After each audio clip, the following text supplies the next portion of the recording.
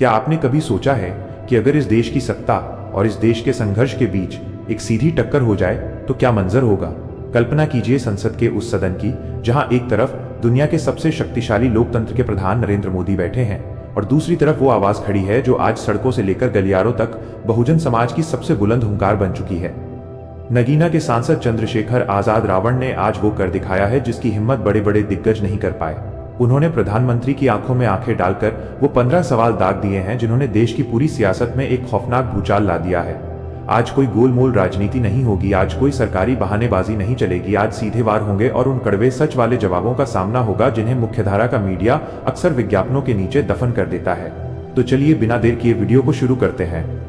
चंद्रशेखर आजाद अपनी चिर परिचित दहाड़ के साथ पहला सवाल दागते हुए कहते हैं कि प्रधानमंत्री जी, आप जब भी विदेशी मंचों पर जाते हैं तो बड़े गर्व से भारत को लोकतंत्र की जननी बताते हैं। आप संसद भवन में प्रवेश करते समय उसकी सीढ़ियों पर श्रद्धा से माथा टेकते हैं जो देखने में बहुत सुखद लगता है। लेकिन मेरा सीधा और तीखा सवाल यह है कि जब आपकी ही पार्टी के बड़े नेता, आपके चुने हुए सांसद और आपके वैचारिक संगठन से जुड़े लोग खुलेआम चुनावी मंचों से यह ऐलान करते हैं कि हमें 400 पार सीटें इसलिए चाहिए क्योंकि हमें बाबा साहेब का बनाया संविधान बदलना है, तब आपकी रहस्यमयी चुप्पी क्यों नहीं टूटती? क्या यह संविधान आपकी सत्ता की असीमित आकांक्षाओं की राह में रोड़ा बन गया है, या फिर आप सिर्फ दुनिया को दिखाने के लिए इसे माथे से लगाते हैं और भीतर ही भीतर इसे कमजोर करने वाली ताकतों को शह दे रहे हैं? इस तीखे वार पर प्रधानमंत्री नरेंद्र मोदी बेहद गंभीर मुद्रा में अपना पक्ष रखते हुए कहते हैं कि चंद्रशेखर जी, लोकतंत्र की खूबसूरती यही है कि यहाँ हर किसी को अपनी अभिव्यक्ति का अधिकार है, लेकिन जहां तक मेरी सरकार का सवाल है, हमारी अटूट निष्ठा सिर्फ और सिर्फ भारत के संविधान के प्रति है। हमने संविधान दिवस जैसी परंपराएं इसलिए शुरू की ताकि देश की नई पीढ़ी इसकी महानता और बाबा साहेब के संघर्षों को समझ सके। संविधान एक जीवंत दस्तावेज है जिसमें समय की मांग के अनुसार देशहित में संशोधन होते रहे हैं और आगे भी होंगे, लेकिन इसके मूल ढांचे और इसकी आत्मा को छूने की शक्ति किसी भी सत्ता में नहीं है। हमारी नीयत पूरी तरह साफ है, हम सबका साथ सबका विकास के मंत्र पर चलते हैं और ये लक्ष्य केवल संवैधानिक मर्यादाओं के भीतर रहकर ही प्राप्त किया जा सकता है। संवाद आगे बढ़ता है और चंद्रशेखर आजाद दूसरे सवाल के रूप में निजीकरण के कड़वे सच को सामने रखते हैं। वे कहते हैं कि साहब, आप विकास का ढिंढोरा पीटते हैं, लेकिन क्या आपने कभी सोचा है कि इस चमक धमक वाले विकास की सबसे बड़ी कीमत कौन चुका रहा है? आपने रेलवे से लेकर हवाई अड्डों तक और कोल इंडिया से लेकर भेल जैसे बड़े सरकारी संस्थानों को एक एक करके निजी हाथों में सौंप दिया है। मेरा सवाल यह है कि जब सरकारी संस्थान ही अस्तित्व में नहीं रहेंगे तो मेरे समाज का गरीब और पढ़ा लिखा युवा आरक्षण कहां मांगेगा? निजी कंपनियों और कॉरपोरेट घरानों में तो आपने आरक्षण की कोई व्यवस्था की नहीं है। क्या ये पिछड़ों, दलितों और आदिवासियों को मुख्यधारा की अर्थव्यवस्था से बाहर धकेलने की एक बहुत बड़ी और गहरी आर्थिक नाकेबंदी नहीं है? आपने कानूनन आरक्षण खत्म करने की हिम्मत तो नहीं दिखाई, लेकिन संस्थानों को खत्म करके आरक्षण को व्यावहारिक रूप से बेमानी बना दिया है। इस पर आप क्या जवाब देंगे? प्रधानमंत्री मोदी इस आर्थिक रणनीति का बचाव करते हुए कहते हैं कि हमें 21वीं सदी के बदलते भारत की जरूरतों को समझना होगा। निजीकरण का अर्थ संस्थानों को नष्ट करना कतई नहीं है, बल्कि उन्हें और अधिक आधुनिक, पारदर्शी और वैश्विक स्तर पर प्रतिस्पर्धी बनाना है। जब निजी क्षेत्र में निवेश आता है तो बड़े पैमाने पर नई नौकरियां और अवसर पैदा होते हैं। हमारी सरकार ने केवल सरकारी नौकरियों पर निर्भरता कम करने के लिए मुद्रा योजना और स्टैंड अप इंडिया जैसे क्रांतिकारी कदम उठाए हैं ताकि दलित और पिछड़े समाज का युवा केवल नौकरी मांगने वाला न बना रहे, बल्कि खुद एक बड़ा उद्योगपति बनकर दूसरों को रोजगार दे सके। हम चाहते हैं कि हमारा वंचित समाज भी देश की जीडीपी में अपना सीधा योगदान दे और आर्थिक रूप से इतना सशक्त हो जाए कि उसे किसी बैसाखी की जरूरत न पड़े। इसी गहमा गहमी के बीच चंद्रशेखर आजाद अपने तीसरे और सबसे विवादित सवाल पर आते हैं जो जातिगत जनगणना से जुड़ा है। वे प्रधानमंत्री की ओर इशारा करते हुए कहते हैं कि आप सार्वजनिक मंचों से खुद को अति पिछड़ा यानी ओबीसी बताते हैं और चुनावी रैलियों में अपनी जाति का गौरव बार बार याद दिलाते हैं। तो फिर मेरा सवाल यह है कि जब पूरा विपक्ष और इस देश का विशाल बहुजन समाज अपनी वाजिब मांग के तौर पर जातिगत जनगणना की गुहार लगा रहा है, तो आप इससे पीछे क्यों भाग रहे हैं? आपको किस बात का डर सता रहा है? क्या आपको यह भय है कि अगर एक बार सही और वैज्ञानिक आंकड़े जनता के सामने आ गए तो पूरी दुनिया को पता चल जाएगा कि इस देश के 90% संसाधनों और मलाईदार पदों पर आज भी सिर्फ 10% खास लोगों का कब्जा है, जिसकी जितनी संख्या भारी उसकी उतनी हिस्सेदारी? इस बुनियादी लोकतांत्रिक और न्यायपूर्ण सिद्धांत से आपको इतनी चिढ़ क्यों है? आप दूध का दूध और पानी का पानी क्यों नहीं होने देते ताकि समाज के हर वर्ग को उसकी आबादी के अनुपात में हक मिल सके? इस पर प्रधानमंत्री मोदी अपना दृष्टिकोण स्पष्ट करते हुए कहते हैं कि इतिहास गवाह है कि जाति के नाम पर राजनीति करने वालों ने हमेशा देश को बांटने और कमजोर करने की कोशिश की है। मेरा व्यक्तिगत और सरकार का ये मानना है कि वर्तमान में देश में सबसे बड़ी और एकमात्र जाति गरीब है। अगर हम गरीब का उत्थान करेंगे, उसे घर, बिजली, पानी और सम्मान देंगे, तो उसमें दलित, पिछड़ा, आदिवासी और सामान्य वर्ग के गरीब सभी का स्वतः भला होगा। जनगणना एक महत्वपूर्ण संवैधानिक और प्रशासनिक प्रक्रिया है और सरकार उचित समय और परिस्थितियों को देखकर इस पर सही निर्णय लेगी। लेकिन हमारा प्राथमिक लक्ष्य जातियों के बीच नफरत की दीवारें खड़ी करना नहीं है, बल्कि उन पुरानी दीवारों को गिराकर एक भारत श्रेष्ठ भारत का निर्माण करना है। हम तुष्टीकरण की राजनीति के सख्त खिलाफ हैं और केवल समग्र सशक्तिकरण में विश्वास रखते हैं। संवाद की तपिश और बढ़ जाती है जब चंद्रशेखर आजाद अपनी डायरी का अगला पन्ना पलटते हैं और चौथा सवाल सीधे देश की सुरक्षा और कानून व्यवस्था के नाम पर हाशिए के समाज के साथ हो रहे व्यवहार पर दागते हैं। वे प्रधानमंत्री की आंखों में देखते हुए कहते हैं कि साहब, आपकी सरकार राम राज्य का दावा करती है, लेकिन क्या आपके राम राज्य में दलितों की बेटियों की असमत सुरक्षित है? एनसीआरबी के आंकड़े चीख चीख कर गवाही दे रहे हैं कि पिछले कुछ सालों में दलितों और आदिवासियों पर होने वाले अत्याचारों में बेतहाशा बढ़ोतरी हुई है। हाथरस की वो काली रात देश कैसे भूल सकता है जब प्रशासन ने रात के अंधेरे में एक बेटी का शव पेट्रोल डालकर जला दिया और उसके परिवार को अंतिम विदाई तक नहीं देने दी। राजस्थान से लेकर मध्य प्रदेश और उत्तर प्रदेश के गांवों तक आज भी जब कोई दलित दूल्हा घोड़ी पर चढ़ता है या कोई युवा मूंछ रखता है तो उसे अपनी जान की कीमत चुकानी पड़ती है। मेरा सवाल ये है कि प्रधानमंत्री जी, आपके मन की बात में इन बेटियों के लिए दर्द क्यों नहीं झलकता? क्या आपके लिए राष्ट्रवाद का मतलब सिर्फ सीमाएं हैं, या उन सीमाओं के भीतर रहने वाले बेबस और मजलूम नागरिक भी आपकी प्राथमिकता में है? इन घटनाओं पर आपकी रहस्यमयी चुप्पी अपराधियों का हौसला बढ़ाती है। क्या ये सच नहीं है? इस बेहद संवेदनशील आरोप पर प्रधानमंत्री नरेंद्र मोदी अपनी चिर परिचित गंभीरता के साथ उत्तर देते हुए कहते हैं कि चंद्रशेखर जी, किसी भी समाज में हिंसा और अत्याचार का कोई स्थान नहीं हो सकता और मेरी सरकार कानून के राज के प्रति पूरी तरह प्रतिबद्ध है। हाथरस हो या कोई और घटना, कानून ने अपना काम किया है और दोषियों को सजा दिलाने के लिए कड़े कदम उठाए गए हैं। महिला सुरक्षा हमारे लिए राजनीति का नहीं बल्कि राष्ट्र की गरिमा का विषय है। इसीलिए हमने बलात्कार जैसे जघन्य अपराधों के लिए फांसी तक की सजा का प्रावधान किया है। रही बात सामाजिक कुरीतियों की, तो ये केवल सरकार की नहीं बल्कि पूरे समाज की सामूहिक जिम्मेदारी है कि हम ऊंच नीच के इस भेद को जड़ से मिटाएं। बहस का रुख अब 5वें सवाल की ओर मुड़ता है, जो देश की सबसे प्रतिष्ठित सेवा यानी यूपीएससी और उसमें हो रही लैटरल एंट्री से जुड़ा है। चंद्रशेखर आजाद बेहद तल्ख लहजे में पूछते हैं कि प्रधानमंत्री जी, आपने बाबा साहेब के दिए हुए संवैधानिक हक पर पीछे से वार करना क्यों शुरू कर दिया है? संघ लोक सेवा आयोग के जरिए जो भर्तियां होती थीं, वहां दलित और पिछड़े वर्ग का युवा अपनी मेहनत से पहुंचता था, लेकिन अब आप लैटरल एंट्री के नाम पर बड़े पदों जैसे ज्वाइंट सेक्रेटरी और डायरेक्टर लेवल पर सीधे बाहर से लोग भर्ती कर रहे हैं। इनमें आरक्षण का कोई प्रावधान नहीं है। क्या ये हमारे समाज के काबिल अफसरों का रास्ता रोकने और ब्यूरोक्रेसी के शीर्ष पर सिर्फ एक खास विचारधारा और वर्ग के लोगों को बैठाने की साजिश नहीं है? क्या आपको लगता है कि इस देश का दलित और पिछड़ा वर्ग इतना अक्षम है कि वो ऊंचे पदों पर सीधी भर्ती के लायक नहीं है? ये सीधे तौर पर संविधान की उस भावना की हत्या है जो समान अवसर की बात करती है। इस तीखे प्रशासनिक सवाल पर प्रधानमंत्री मोदी अपना पक्ष रखते हुए कहते हैं कि चंद्रशेखर जी, 21वीं सदी का भारत एक जटिल और तकनीकी रूप से उन्नत राष्ट्र बन रहा है। हमें शासन व्यवस्था में ऐसे विशेषज्ञों की जरूरत है जिन्हें अपने क्षेत्र का गहरा अनुभव हो, चाहे वो अर्थव्यवस्था हो, पर्यावरण हो या तकनीक। लैटरल एंट्री का उद्देश्य ब्यूरोक्रेसी में नई ऊर्जा और विशेषज्ञता लाना है ताकि सरकारी योजनाओं का लाभ अंतिम व्यक्ति तक तेजी से पहुंच सके। यह किसी का हक छीनने की कोशिश नहीं है, बल्कि देश के प्रशासन को और अधिक कुशल बनाने का एक सुधारवादी कदम है। हमारी सरकार ने हमेशा योग्यता का सम्मान किया है और हम ये सुनिश्चित कर रहे हैं कि आरक्षण के मौजूदा प्रावधानों के साथ कोई छेड़छाड़ न हो, बल्कि सिस्टम में नई प्रतिभाओं को भी स्थान मिले। छठे सवाल पर पहुंचते ही चंद्रशेखर आजाद युवाओं के रोजगार और सरकार के बहुचर्चित वादों पर हमलावर हो जाते हैं। वे कहते हैं कि प्रधानमंत्री जी, आपने साल 2014 में देश के युवाओं को सपना दिखाया था कि हर साल 2 करोड़ नौकरियां दी जाएंगी। आज 10 साल बीत गए, लेकिन हकीकत यह है कि देश में बेरोजगारी पिछले 45 सालों के उच्चतम स्तर पर है। शिक्षित युवा डिग्रियां लेकर सड़कों पर भटक रहा है और आपकी सरकार के मंत्री उन्हें पकोड़े तलने को रोजगार बताकर उनका मजाक उड़ाते हैं। रेलवे की भर्तियां सालों तक लटकी रहती हैं। पेपर लीक के माफिया युवाओं का भविष्य अंधकार में डाल रहे हैं। मेरा सवाल ये है कि क्या विकास सिर्फ विज्ञापनों और बड़े बड़े होर्डिंग्स में ही सीमित रहेगा? जब युवा नौकरी मांगता है तो उसे लाठियां मिलती हैं या फिर धर्म के नाम पर नफरत की आग में झोंक दिया जाता है? क्या आपकी गारंटी का मतलब सिर्फ जुमलेबाजी है? इस तीखे प्रहार पर प्रधानमंत्री मोदी आत्मविश्वास के साथ उत्तर देते हैं कि चंद्रशेखर जी, आंकड़ों को देखने का अपना अपना नजरिया होता है। आज भारत दुनिया की 5वीं सबसे बड़ी अर्थव्यवस्था बना है। क्या ये बिना रोजगार सृजन के संभव है? हमारी सरकार ने स्टार्टअप इंडिया के जरिए लाखों युवाओं को उद्यमी बनाया है।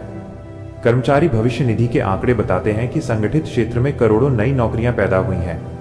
हमने सरकारी विभागों में पारदर्शी तरीके से भर्ती की प्रक्रिया को तेज किया है और रोजगार मेलों के जरिए लाखों नियुक्ति पत्र बांटे जा रहे हैं। हम केवल सरकारी बाबू बनाने की मानसिकता से बाहर निकलकर युवाओं को कुशल बना रहे हैं, ताकि वे वैश्विक स्तर पर अपनी पहचान बना सकें। विकास की राह लंबी होती है, लेकिन मेरी नीयत और नीतियों पर देश के युवाओं को पूरा भरोसा है, क्योंकि हम जुमले नहीं, परिणाम देने में विश्वास रखते हैं। बहस का तापमान तब और बढ़ जाता है जब चंद्रशेखर आजाद 7वें सवाल के रूप में देश की राजनीति के सबसे संवेदनशील हिस्से यानी धार्मिक ध्रुवीकरण पर प्रहार करते हैं। वे सीधे प्रधानमंत्री की ओर मुखातिब होकर कहते हैं कि साहब, आपने नारा दिया था सबका साथ सबका विकास, लेकिन हकीकत में आपकी पूरी राजनीति श्मशान और कब्रिस्तान के इर्द गिर्द क्यों सिमट गई है? चुनाव आते ही हिंदू मुसलमान का शोर इतना तेज क्यों हो जाता है कि शिक्षा, स्वास्थ्य और बेरोजगारी जैसे बुनियादी मुद्दे शोर में दब जाते हैं? मेरा सवाल ये है कि क्या धर्म की ये अफीम मेरे समाज के उस गरीब, दलित और पिछड़े युवा का पेट भर सकती है जिसे 2 वक्त की रोटी के लिए आज भी जद्दोजहद करनी पड़ती है? आप राम मंदिर के नाम पर वोट तो मांगते हैं, लेकिन उसी मंदिर के गर्भगृह में जाने से मेरे समाज के लोगों को आज भी रोका जाता है। क्या आपकी राष्ट्रवाद की परिभाषा में केवल बहुसंख्यकवाद ही शामिल है, या उस हाशिए के इंसान के लिए भी जगह है जो अपनी पहचान और हक की लड़ाई लड़ रहा है? इस गंभीर आरोप पर प्रधानमंत्री मोदी बेहद संयत होकर जवाब देते हैं कि चंद्रशेखर जी, भारत एक ऐसा देश है जिसकी आत्मा अध्यात्म और संस्कृति में बसी है। राम मंदिर का निर्माण करोड़ों भारतीयों की सदियों पुरानी आस्था का सम्मान है, न कि किसी के खिलाफ कोई एजेंडा। मेरी सरकार ने काशी विश्वनाथ कॉरिडोर से लेकर केदारनाथ के पुनरुद्धार तक जो काम किया है, वो भारत की सांस्कृतिक विरासत को संजोने का प्रयास है।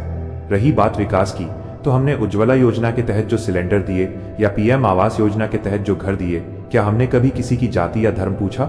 हमारी हर योजना का लाभ सबसे पहले समाज के सबसे निचले पायदान पर खड़े व्यक्ति को मिला है।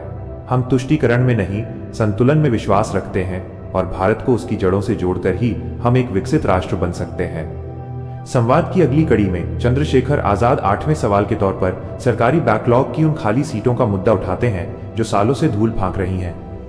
वे कहते हैं कि प्रधानमंत्री जी, आप बड़ी बड़ी बातें करते हैं, लेकिन आंकड़ों का सच बहुत कड़वा है। केंद्र सरकार के विभिन्न विभागों, विश्वविद्यालयों और सार्वजनिक उपक्रमों में अनुसूचित जाति, जनजाति और पिछड़ों के बैकलॉग की लाखों सीटें आज भी खाली पड़ी हैं। आपने उन सीटों को भरने के लिए कोई विशेष अभियान क्यों नहीं चलाया? इसके विपरीत आप संविदा यानी कॉन्ट्रैक्ट पर भर्तियां कर रहे हैं, जहां न सामाजिक सुरक्षा है और न ही आरक्षण का कोई प्रावधान।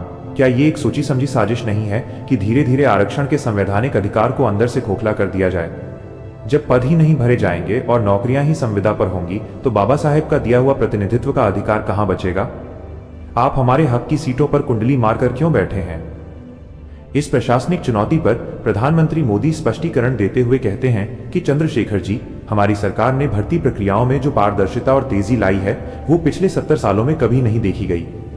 बैकलॉग की सीटों को भरना हमारी प्राथमिकता है और हमने इसके लिए समय समय पर विशेष निर्देश भी जारी किए हैं। संविदा और आउटसोर्सिंग का उद्देश्य प्रशासनिक कार्यों में लचीलापन और दक्षता लाना है, न कि किसी के आरक्षण को खत्म करना।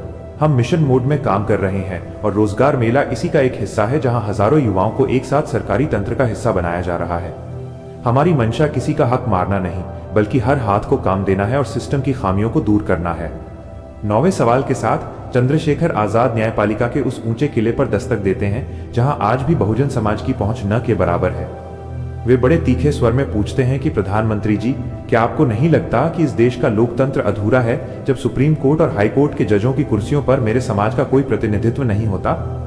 आज भी उच्च न्यायपालिका में कोलोजियम सिस्टम के जरिए मुट्ठी भर परिवारों का कब्जा क्यों है? क्या एक दलित या पिछड़े वर्ग का वकील इतना काबिल नहीं होता कि वो जज बन सके? आपकी सरकार ने अखिल भारतीय न्यायिक सेवा की बात तो की थी, लेकिन उस पर अमल क्यों नहीं हुआ?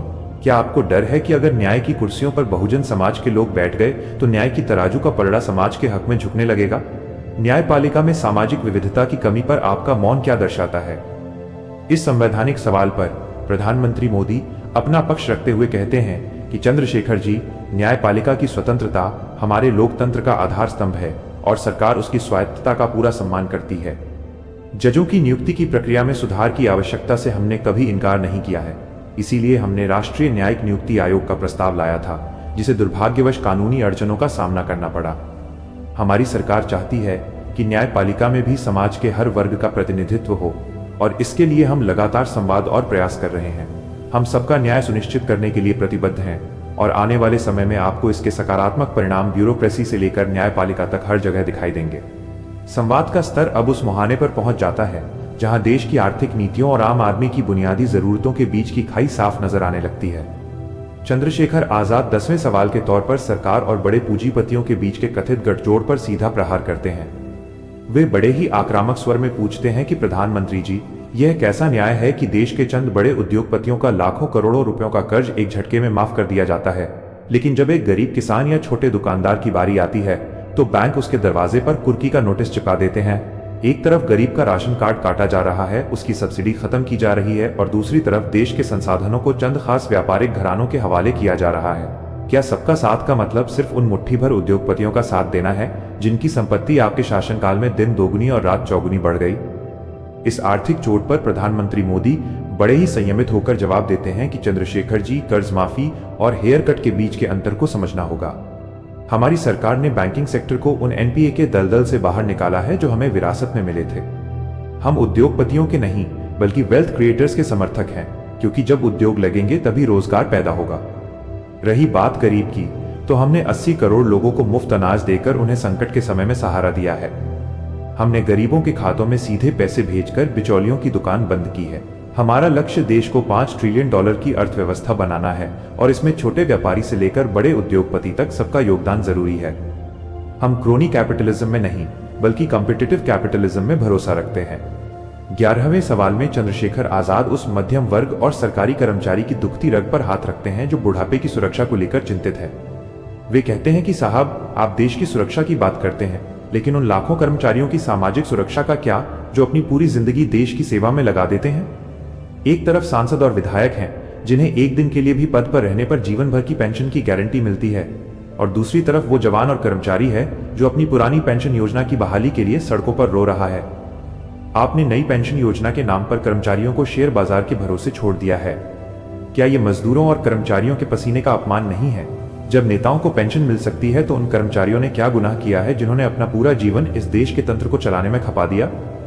इस सामाजिक सुरक्षा के सवाल पर प्रधानमंत्री मोदी अपना तर्क देते हुए कहते हैं कि चंद्रशेखर जी, हमें देश के आर्थिक भविष्य और आने वाली पीढ़ियों की जिम्मेदारी को भी देखना होगा। पुरानी पेंशन योजना का बोझ आने वाले समय में राज्यों और केंद्र के बजट को अस्थिर कर सकता है। हमारी सरकार ने एनपीएस को और अधिक लचीला और लाभकारी बनाने के लिए कई सुधार किए हैं। हम कर्मचारियों के हितों के प्रति पूरी तरह संवेदनशील हैं, इसीलिए हमने एकीकृत पेंशन योजना जैसे विकल्पों पर काम शुरू किया है जो सुरक्षा और स्थिरता दोनों सुनिश्चित करते हैं। हमारा उद्देश्य एक ऐसी व्यवस्था बनाना है जो वित्तीय रूप से टिकाऊ हो और कर्मचारी को सम्मानजनक जीवन की गारंटी भी दे। राजनीति में लोक लुभावन वादे करना आसान है, लेकिन देश को दिवालिया होने से बचाना एक जिम्मेदार सरकार का कर्तव्य है। 12वें सवाल के साथ चंद्रशेखर आजाद शिक्षा व्यवस्था के निजीकरण और बढ़ती फीस के मुद्दे पर आते हैं। वे बड़े भावुक लेकिन कड़े शब्दों में कहते हैं कि प्रधानमंत्री जी, बाबा साहेब ने कहा था कि शिक्षा शेरनी का दूध है, लेकिन आपने उस दूध को इतना महंगा कर दिया है कि एक गरीब और दलित का बच्चा उसे चख भी नहीं सकता। सरकारी स्कूल खंडहर बनते जा रहे हैं, वहां शिक्षकों की कमी है, और दूसरी तरफ निजी स्कूलों और कॉलेजों की फीस किसी लूट से कम नहीं है। क्या आप चाहते हैं कि डॉक्टर और इंजीनियर बनने का सपना सिर्फ अमीरों के घरों तक सीमित रह जाए? उच्च शिक्षा के संस्थानों से पिछड़ों और दलितों के शोधार्थियों का कोटा खत्म किया जा रहा है, स्कॉलरशिप समय पर नहीं मिलती। क्या ये एक पूरी पीढ़ी को मानसिक रूप से गुलाम बनाए रखने और उन्हें केवल मजदूरी तक सीमित रखने की सोची समझी नीति नहीं है? इस बुनियादी अधिकार के सवाल पर प्रधानमंत्री मोदी अपना विजन साझा करते हुए कहते हैं कि चंद्रशेखर जी, हमारी नई शिक्षा नीति एनईपी इसी दिशा में एक क्रांतिकारी कदम है। हम रट्टा मारने वाली शिक्षा के बजाय कौशल आधारित शिक्षा पर जोर दे रहे हैं। हमने देश में आईआईटी, आईआईएम और एम्स की संख्या को लगभग दोगुना किया है ताकि हर वर्ग के प्रतिभावान छात्रों को अवसर मिल सके। डिजिटल इंडिया के जरिए हम दूर दराज के गांवों तक गुणवत्तापूर्ण शिक्षा पहुंचा रहे हैं। निजी क्षेत्र का सहयोग जरूरी है ताकि बुनियादी ढांचा विश्व स्तरीय बन सके, लेकिन हम छात्रवृत्ति और सस्ती शिक्षा के माध्यम से यह सुनिश्चित कर रहे हैं कि पैसे के अभाव में किसी भी मेधावी छात्र की पढ़ाई न छूटे। हम शिक्षा का निजीकरण नहीं बल्कि शिक्षा का आधुनिकीकरण और लोकतंत्रीकरण कर रहे हैं ताकि भारत फिर से विश्व गुरु बन सके। संवाद अपने अंतिम और सबसे निर्णायक पड़ाव पर पहुंचता है। जहां चंद्रशेखर आजाद उन मुद्दों को उठाते हैं जो सीधे तौर पर समाज के आत्मसम्मान और पहचान से जुड़े हैं। 13वें सवाल के रूप में वे भूमि अधिकार और ग्रामीण अर्थव्यवस्था की जर्जर हालत पर प्रहार करते हुए कहते हैं कि प्रधानमंत्री जी, आज भी इस देश का बहुजन समाज गांवों में भूमिहीन मजदूर बनकर रहने को मजबूर है। दशकों पहले किए गए भूमि सुधार के वादे केवल फाइलों में दफन होकर रह गए हैं। जिसके पास जमीन नहीं, उसका इस देश की सत्ता और संसाधनों में कोई वजूद नहीं माना जाता। आपने उद्योगपतियों के लिए तो जमीन अधिग्रहण के कानूनों को आसान बना दिया, लेकिन उन लाखों दलितों और आदिवासियों को जमीन का छोटा सा टुकड़ा देने का वादा कब पूरा होगा जो पीढ़ी दर पीढ़ी दूसरों के खेतों में पसीना बहा रहे हैं? क्या आप हमें हमेशा केवल लाभार्थी बनाकर 5 किलो अनाज पर निर्भर रखना चाहते हैं, या हमें मालिक बनाकर आत्मनिर्भर होने का वास्तविक अवसर भी देंगे? इस जमीनी हकीकत पर प्रधानमंत्री मोदी अपना पक्ष रखते हुए कहते हैं कि चंद्रशेखर जी, हमने स्वामित्व योजना के माध्यम से गांव में रहने वाले गरीबों को उनकी जमीन और घर का मालिकाना हक देना शुरू किया है, जो आजादी के बाद पहली बार हो रहा है। इससे गरीब व्यक्ति को बैंक से कर्ज लेने और अपना छोटा उद्योग शुरू करने की ताकत मिली है। हमारी सरकार का लक्ष्य केवल जमीन का टुकड़ा देना नहीं, बल्कि उस जमीन को आधुनिक तकनीक और सिंचाई की सुविधाओं से जोड़कर किसान और मजदूर की आय बढ़ाना है। हम अंत्योदय के संकल्प के साथ काम कर रहे हैं ताकि समाज के अंतिम व्यक्ति को आर्थिक आजादी मिल सके। 14वें सवाल के साथ चंद्रशेखर आजाद लोकतंत्र के चौथे स्तंभ यानी मीडिया की भूमिका को कटघरे में खड़ा करते हैं। वे बेहद तल्ख लहजे में पूछते हैं कि प्रधानमंत्री जी, आपकी सरकार के दौर में मुख्य धारा का मीडिया जनहित के मुद्दों से इतना कट क्यों गया है? जब देश का दलित समाज अपनी अस्मिता के लिए सड़कों पर उतरता है तो मीडिया उन्हें उपद्रवी बताता है, लेकिन समाज की वास्तविक समस्याओं और सरकारी विफलता पर मौन साध लेता है। आज टीवी चैनलों पर सुबह से शाम तक केवल सांप्रदायिक डिबेट और आपकी तारीफों के पुल बांधे जाते हैं। क्या यह सच नहीं है कि मीडिया पर सरकारी दबाव इतना अधिक है कि वो विपक्ष और वंचितों की आवाज को दबाने का औजार बन गया है?